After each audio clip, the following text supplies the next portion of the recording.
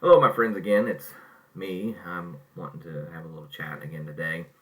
I went to the store and I bought a few groceries, and that might be what's got my patriotic blood flowing today, but I saw a lot of things in regards to 4th of July, and this is what I would like to talk about again today, amongst other things. Um, and I feel like from the outset I need to address some things that are unpleasant to very many people, and that is the United States does have a tainted history. We did do things that we deem as wrong and morally wrong today, but unlike many other places, I would like to offer a rebuttal as a soft rebuttal that we have learned and we do learn from our mistakes. I feel like we made tremendous progress. Do we have a lot more to go? Of course we do. Uh, the United States is an ongoing living organism because we as Americans are still alive and we are evolving. There's nothing wrong with that. Now, 20, 50, 100 years from now, things that we are practicing today and think very little of, the generations then might rise up and condemn us for, or scratch their head and say, what were they thinking? We don't know. We won't be around. Some of us won't anyway. Um, so today, I would like to talk about some of these things. Now, I have my phone here, do a little bit of Googling here while I try to chat with you. And I will admit from the outset that I am not very good at um, typing and talking at the same time. In fact, when I'm doing my um, gaming, my games that I play on my phone, and somebody talks to me, I can't really focus on either one. One is dominating my mind while the other one is not. Okay, now here we are. This is what I wanted to find. According to BBC Culture, I don't know if this is the BBC news folks or what it is, but I have it here. I typed in, went to Google and I typed in when slavery was abolished in England, and it says 1833, which is what I wanted to talk about out of the gate, since we have a lot of things going on with Black Lives Matter, Antifa, and uh, such. We did have, this country was founded with slaves, and it's in the Declaration. Well, I'm not sure if it's the Declaration of Independence, but I know in the United States Constitution um, that slaves were viewed as, I think, a third of a citizen or something to that point, which all that was done away with much, much later um, with the Lincoln administration. It might not have been them, it might have been the Johnson administration after Lincoln, but after the Civil War was ended and amendments were made, it did away with that to identify African Americans as American citizens, not partial citizens, not second rate or a fraction of a citizen, but they were a complete citizen. Which all of this is, I really struggle understanding the mindset of that time, but I don't live in that time. This is almost 200 years since the slavery was abolished in England. And according to this Google search, or just first thing that popped up here says 1833 was when it was abolished in England. Now, when the United States was born was in 1776. They began fighting in 1775. Slaves were here. And slavery was um, being practiced here. And I would say that our mother country was still practicing slavery. I don't know. I don't live in England. I haven't researched that in depth, but the point I'm wanting to make is that I feel like there's a lot of condemnation handed to the United States that we were founded with slaves going on. A lot of our founding fathers that we revere. There has been discussions about basically disregarding the accomplishments of President Washington, President Jefferson, many of these others, because they were slave owners. Now, while I do not agree and I do not commend them for having slaves, I also feel that it must be pointed out that the era of time, however morally abominable slavery is, at the time that was being practiced, and it was not illegal. I condemn it today. I do not understand how one person can think that another human being belongs to them. I don't understand the concept of spending money for another human being to own them as you would a vehicle or a hammer, a tool, a recreational jet ski, whatever the purpose of it was. I can't understand this mindset. In fact, I have studied the American Civil War since I was a teenager, and excuse me here, I'd like to offer that it's been a very interesting road that I looked into, and all that maybe in time I might get into. The Civil War, American Civil War, is a lot more in depth. Is like an onion. It has many layers. At a glance, we have all been taught that slavery was the whole reason for the American Civil War, and it was to a point. But there were other factors at the beginning of the war that I feel like take precedence, and it wasn't until 1862 with the Emancipation Proclamation, after the Union victory at Antietam, Maryland, that slavery actually became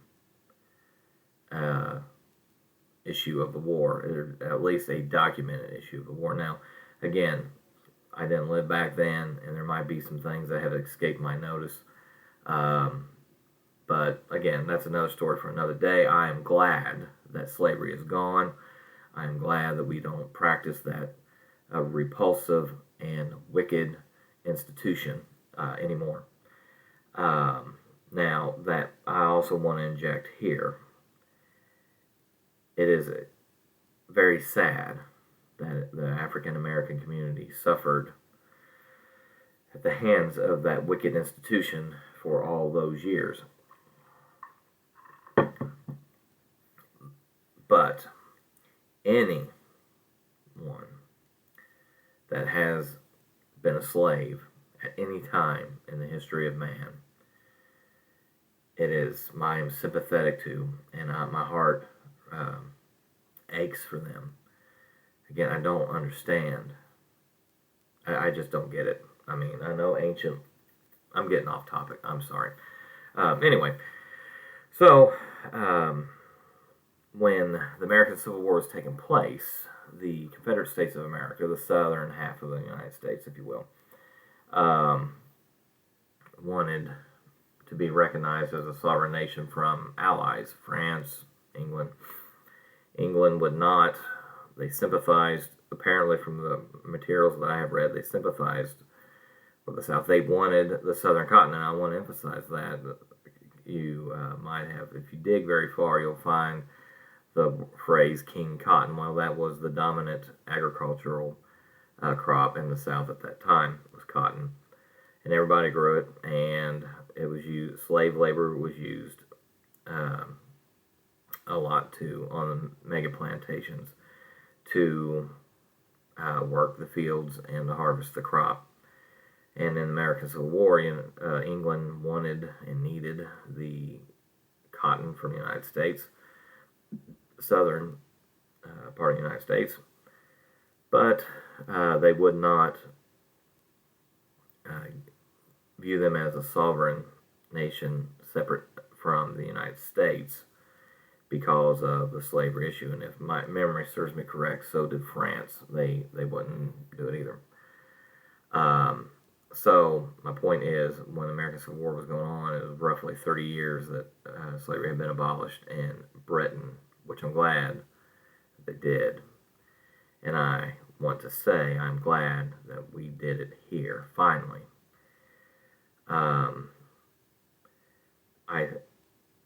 am very sorry and sympathetic to our African American community because of these horrific things that were done in the past. But I am very optimistic. As I said at the outset, we have learned from our mistakes and we no longer practice that. Now, it doesn't undo the wickedness that was done back then, that the United States did participate in such a horrific institution. But we don't do it anymore. And I'm glad for that.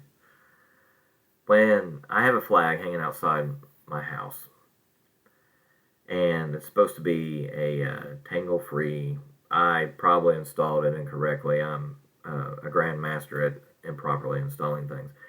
But anyway, the flag wraps around the pole quite regularly, and the wind blows most of the time around here. So I have to go out every so often and, unfurl the flag from around the flagpole. But when I see my flag, because I am a history-sensitive individual,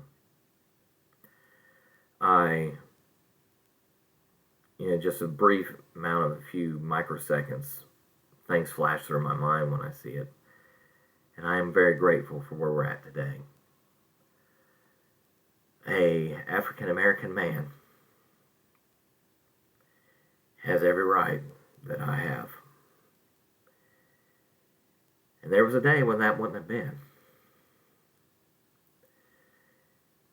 But I am glad that we learned from our mistakes and we have achieved milestones along the way. We had our first African American president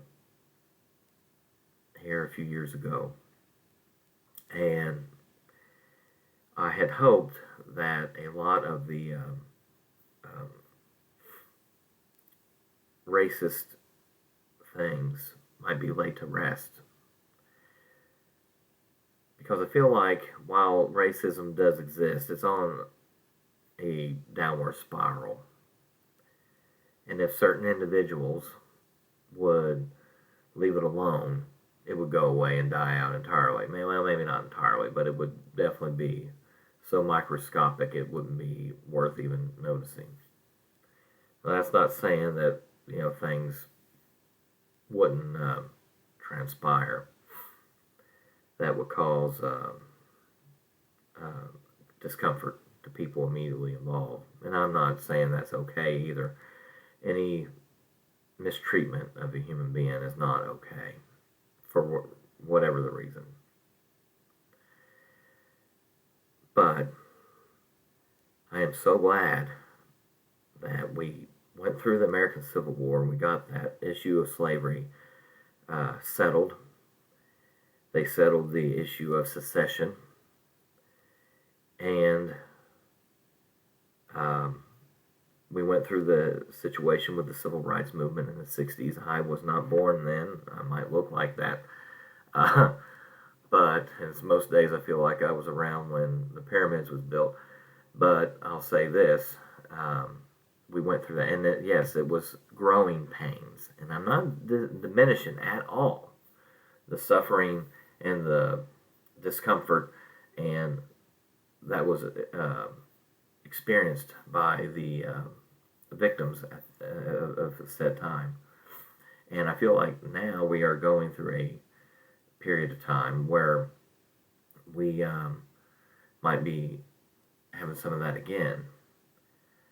And what I'm trying to say is I'm so glad that our history has shown that when we're wrong, we will step forward, acknowledge where we were wrong, learn from our mistake, and do something about it. And I'm glad for that. My patriotic heart is pounding today, and gratitude over this great land that we have. Now, I've even said to people that I know that I feel like we are about as divided, more divided than we've ever been since possibly prior to the American Civil War. And these things are saddening to me. I don't know why people won't sit down and talk with each other about it.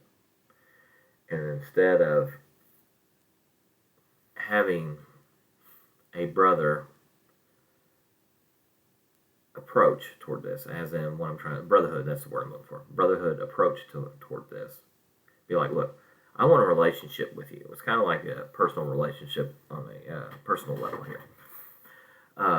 If you want a relationship, whether it's friendship, a relationship as a friendship or anything else, you have to cultivate that. And part of that is when unpleasant things or rough things come along is communication. Now, I am not a master of communication myself. I feel like in this day in which we live that we would tend to not talk about the possibly contentious issues for fear of whatever the repercussions might be, the unpleasantness, the awkwardness, the tenseness of the situation, or the chargedness in the air, whatever.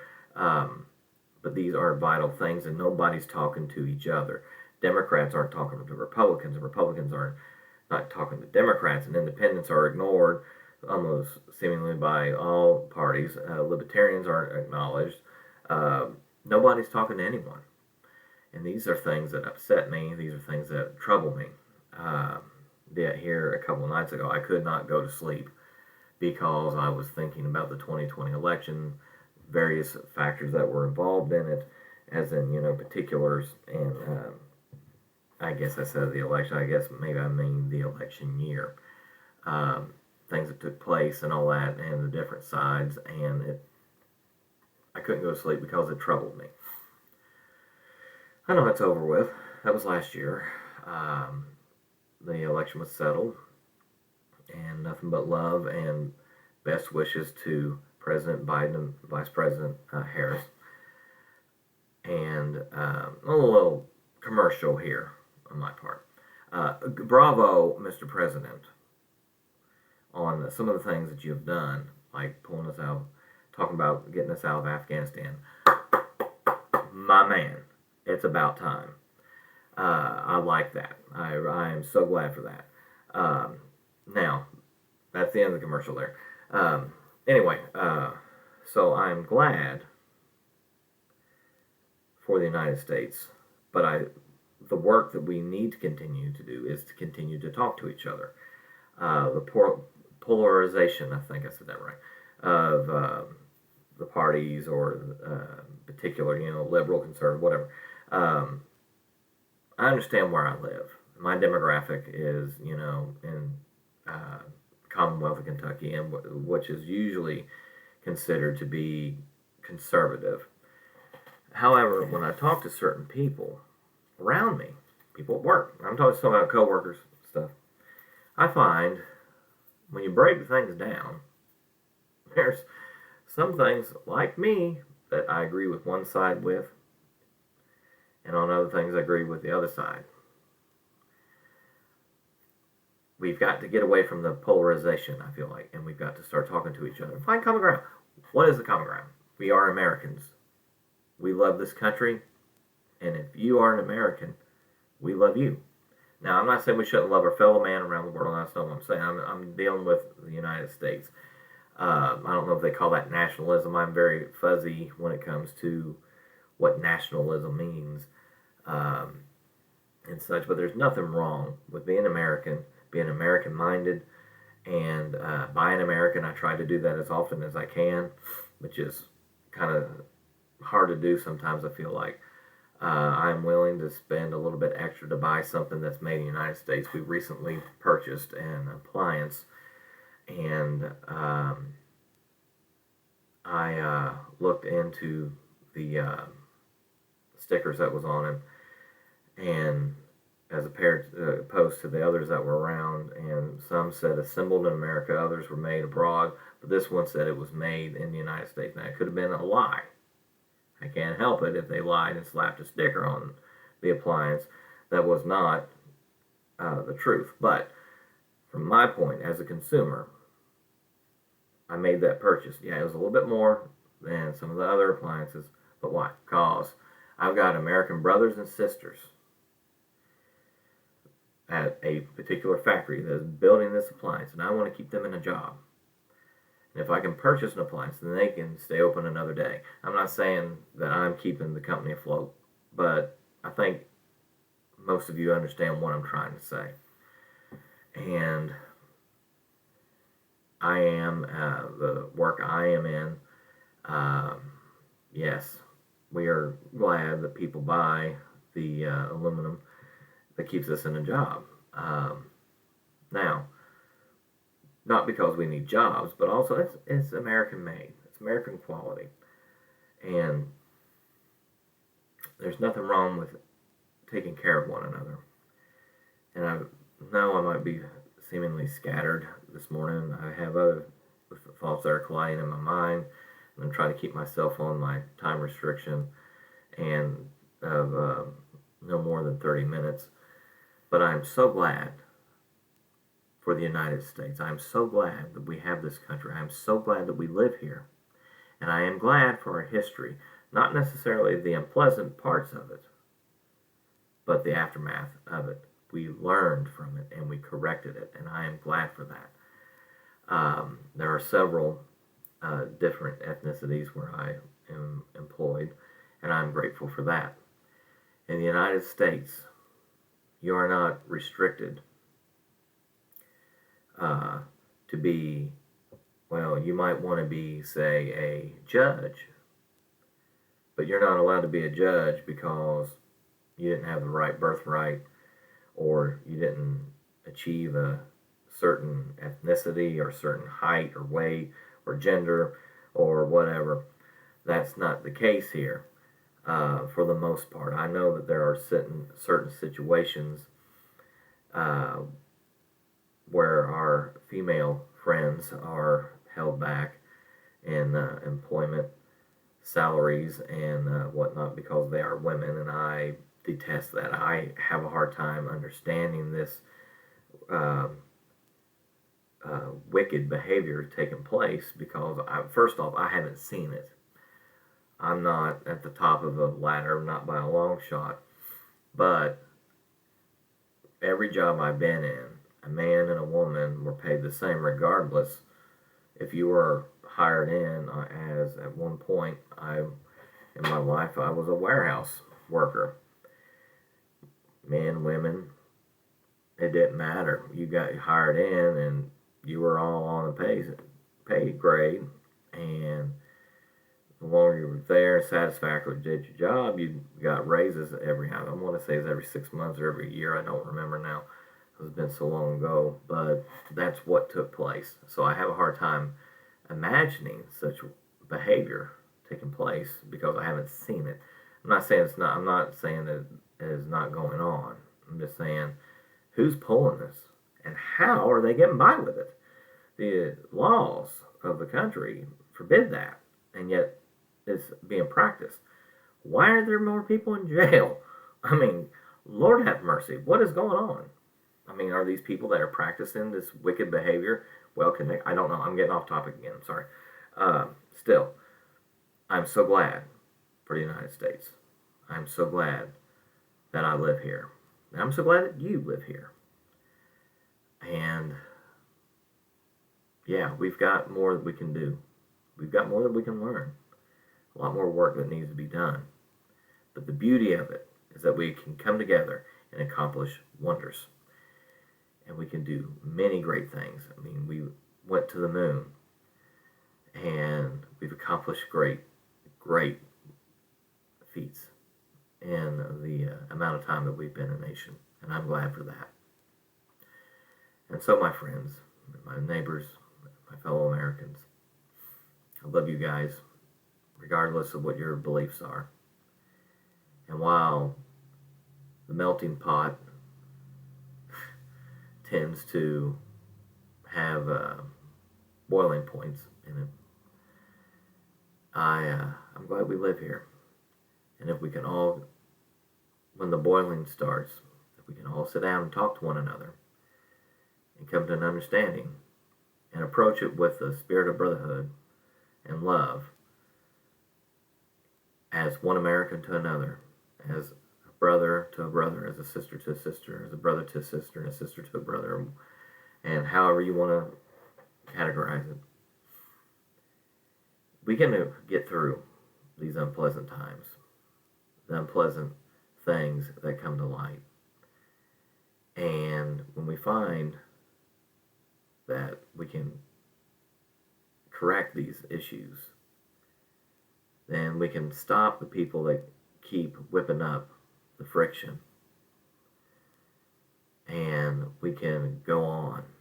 I guess it's one of the things, I'm not a Trekkie person, but one thing I have found very interesting in this Star Trek universe was, according to my favorite show of all of them, again, I have no sponsors, nobody is even probably going to watch this that even knows what the heck I'm talking about, or that had anything to do with acting or producing or any of those these shows. But in the show series Enterprise, I mean, they talked about how they got rid of bigotry.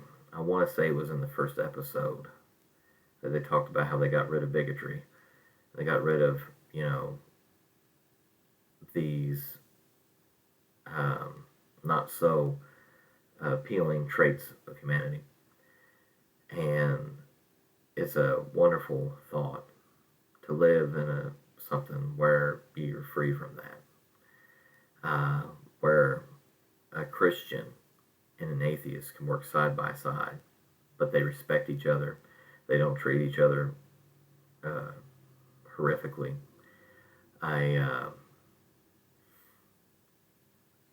Member of the LGBTQ community can work with someone that is, straight, and same story. No hate, no friction. They come together, they work together, they get something done. I'm not just talking about workplace. I'm talking about anything, So, yeah, we are a melting pot, and I feel like we have gotten away from that. We forget that. I know years past I have forgotten that. But we are a melting pot, and we can learn each other's cultures, and as time progresses, we take the parts that are negative and we remove that, and we've got something really amazing, and we can accomplish wonders. I didn't get to say as much as I wanted to, but my time's gone. And if you watch this, I appreciate it. And let's be glad that we live where we live, and that we are who we are, and we have come from where we have come, and we have accomplished what we have accomplished. And the future is bright if we understand. Together, no one can stop us. Thank you for your time. I appreciate your attention. Take care.